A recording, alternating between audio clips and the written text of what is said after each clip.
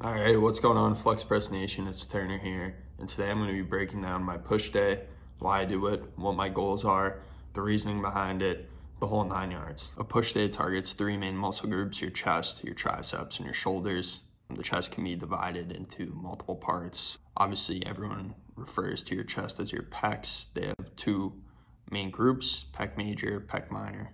There's also the serratus anterior and the subclavius. As far as your triceps concerned, there's three heads to that: the lateral head, the medial head, and the long head, of course.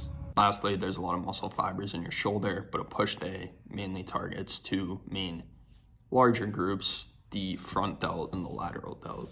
In a push day, it's important that we train all these muscle fibers, especially for bodybuilder. You want to build them. Powerlifter, you need them for your lifts, so very important that we hit all parts of the muscle there. So before we begin, it's important for me to tell you guys what my goal is on a push day, because my goals impact how I train. My goal right now is to pursue a 275 bench. I'm at 260 right now, so 275 is definitely a long way away, but I believe I can get there by the end of the year. You know, it's only March, so I have some time. But in addition to that, I'm just trying to bodybuild. I'm not a bodybuilder, but I bodybuild. And that's the difference. If I was a bodybuilder, I wouldn't probably be bench pressing, because my goal would just be to build as much muscle as possible. But I have interest in building a high bench, so I'm gonna program my workout to try to get the best of both worlds. It's called a power build. Some people don't think it exists. Some people believe in it. But, you know, for me, it's just about increasing the bench, and then after that, getting the best chest workout in possible. And also, obviously, building my triceps and shoulders up. So let's break it down. First up, I'm going to be doing a 5x5 on the bench press. So for a lot of my lifting career, I'd fluctuated between, benching for high reps for just building my chest, and benching because I wanted to hit my next PR. And after toying with it for a while, I tried different techniques, such as the small off routine, which is super high volume, and that actually a lot of sets, low reps, but that really ended up building my bench for a while. But then it was time to move on. After you master the technique, set after set after set, some days it'd be 7 sets, 8 sets, crazy. But after mastering that, I kind of moved on to a 5x5, and I did a 5x5 for a while, and I was seeing a lot of progress on that. My bench was skyrocketing up. And then I, of course, like what always happens in the gym, eventually you're going to plateau, especially as a natural lifter. So after I plateaued, I switched to a 15, 12, 10, 8, 5, 3 cycle. I did that for a while, and I was seeing good gains, good progress, and now I feel like it's time to switch it up and go back to the 5x5. I'm enjoying putting up heavier weight, let my ego get to me a little, it's, it could be my downfall, but, I enjoy when I have 2 plates on the bar and I'm repping it out. So, I'm going to keep working in the lower rep range, work with the 5x5 for about a month, and then I'll reevaluate. But that's workout number 1, nice little compound movement. Hit the chest, the front delts a little bit, the triceps, and, just try to build my bench. I'm always watching my bench to try to improve. Next up on the list, we have an incline movement. I primarily do 2 types of incline movements. One, I'll do an incline cable bench press, which is very nice in my opinion. It's a great way to get a good chest pump, really feel the muscle, kind of eliminate some of those connector muscles and supporting muscles when you do the exercise. But other days I'll do incline dumbbell, which is another fantastic exercise. All your stabilizers are working. It's phenomenal. I do have a goal with incline dumbbell. My goal is to hit the 100s for 6. I've gotten the 95s for 6. Unfortunately not on camera, because Devin messed up the camera. Shot both times. All right, just did 95s for 6, but some asshole hit the button a few times. I didn't get any of it on video, not a single rep, so.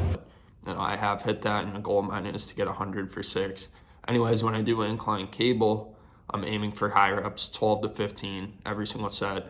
I'll do a drop set every here and there, depending on how I'm feeling. And then if I'm doing incline dumbbell, I want to feel strong on that. I'll aim for 6 to 12 reps, depending on the day, the program.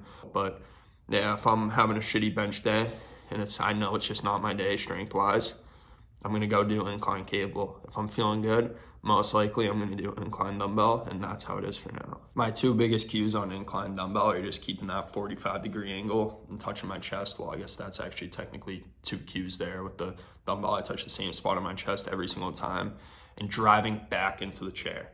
And that right there is why I believe I was able to increase my incline dumbbell bench a lot. You know, the 95s aren't the most impressive thing, but it's not the worst either. And it's, you know, big progress for me, so I'll take it. After that, the last chest workout I like to do, depending on the day, to target my lower chest. You know, a lot of people don't think you have to target your lower chest, but for me, my lower chest was a weakness for a while, so I like to polish it off, especially since a fly movement's gonna hit the inner part of your chest as well.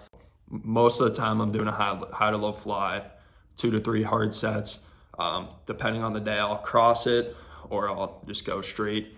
It honestly depends. Other days, I'll also do dips because that's pretty productive when it comes to being a compound movement, hitting, you know, multiple muscles at once. So sometimes I'll throw dips in there. Other times, most of the time, I'm going to do a high to low fly, but that's my goal with that. When I do a high to low fly, my cue is just making sure I'm moving the weight with my chest, going super light, not rolling my shoulders over. I'm keeping my shoulders back, and I'm squeezing, feeling it in my chest, making sure I have the most control, because at the end of the day, it really doesn't matter how much weight you're doing on a fly. It really matters your mind-muscle connection, your feel for the weight. That's what's really important. When it comes to dips, my biggest cue is just, you know, getting enough depth, because dips improve your shoulder mobility, which is huge for me. I like to have mobile shoulders. I go to the chiropractor for a reason, you know.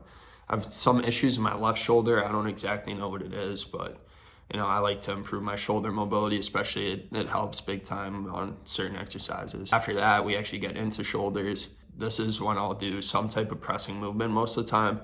If I'm short on time, I'll do some type of front race, but most of the time I'm hitting a shoulder press type of movement. Sometimes I do free weights, sometimes I do machines. I really want to emphasize the shoulder press in this cycle here, because when I'm failing my bench, I'm kind of failing it more in the shoulders, which is interesting because I'm not failing it at the bottom of the movement. That would be my chest. You know, the middle, that's where I'm failing it. That's my shoulders. I'm not really feeling it. My lockout, I have strong triceps, I believe. I believe my chest has come a long way, and I just need to keep working on my shoulders. Might need to get them a little stronger. I don't think they look the worst, but that's going to be a big emphasis of mine, staying between 6 to 10 reps on shoulder press. We're going to do 3 sets of shoulder press. That's all you really need for your front delts, because, you know, I'm doing pressing movements, so those are also working the front delts. After we do shoulder press, we're heading into lateral raise. I mean, just kind of makes sense. I was a big seated lateral raise type of guy with dumbbells, but due to the tension benefits of using the cable, I'm going to reprogram and go to the cable, keep that tension on the muscle the entire time, do them exactly like Jeff Nippard says, you know, put in the research there, kind of got some new techniques to do on, you know, lateral raise, making sure tension's on the muscle. You know, I also want to keep the muscle in a consistent path and go to 90 degrees. You want a 90-degree angle from the cable to the shoulder. So, you know, that's what I'm looking for there.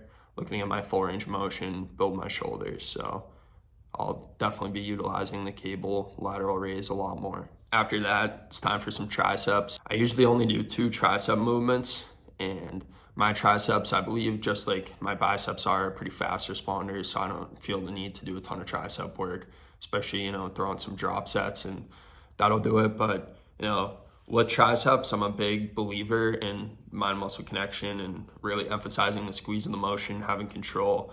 A lot of people like to do pushdowns, which, you know, I alternate between starting with pushdowns or overheads, but a lot of people like to do pushdowns and just crank out a lot of weight with not the best form.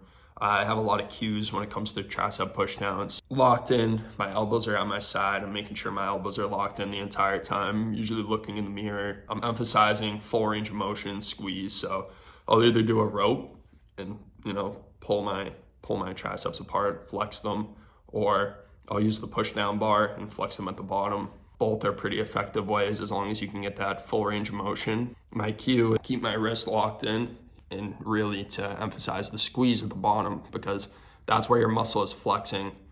That's the real benefit. You're gonna feel it right there. It's gonna improve your mind-muscle connection a lot. So instead of just feeling the movement and, you know, repeating it and not having the best form, I like to have a lot of control and really emphasize the flex of the muscle, slow on the way up, you know, go to the same spot every single time. And that's really all there is to it for me. And then we get into an overhead movement.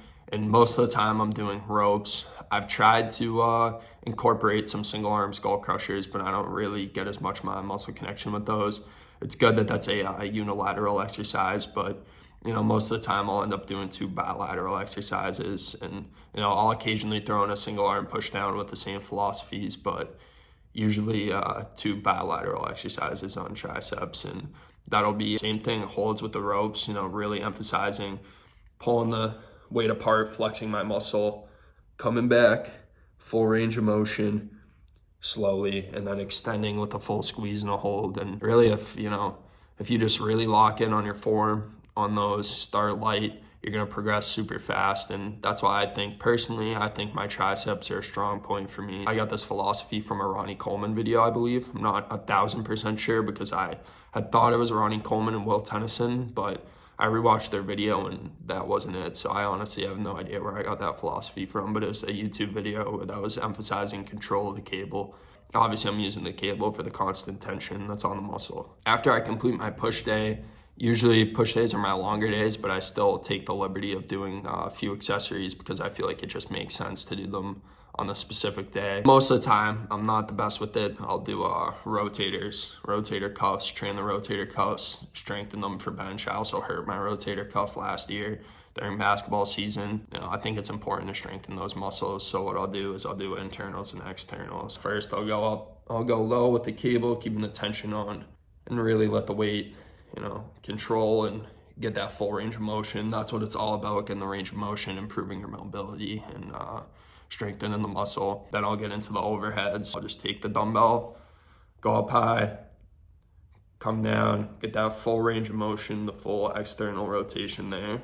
And that's really all I can ask for rotator cuffs. It's not that complicated, but all you need to do on those is 2 sets each, and you're in business. And then last up, we have abs. Right now I'm building back up to doing a circuit, so I'll try to do a video of me doing the circuit, but it's pretty tough to get a lot of that content in there. Thank you guys for watching. Hopefully I explained myself pretty well. You guys can try this if you want. It depends though. You don't want to, if you have different goals than me, you probably don't want to try this workout. Do your research based on your goals and implement some strategies I've taught you, but you don't need to copy my exact workout because you have different goals, a different body, and if something doesn't work for you, it doesn't work for you. So at the end of the day, it's just all about putting the research in, the time in, learning technique. And the more you go to the gym, the more you'll learn, and just be open to learning. And that's the best thing you can do. So we'll see you at the next video. I hope you guys like this style of video. It's very new. We'll see you in the next video. Subscribe, keep supporting. We really appreciate the support. A small brand just trying to make it happen. So keep supporting. Thank you guys. Peace out. I'm done yapping. Bang.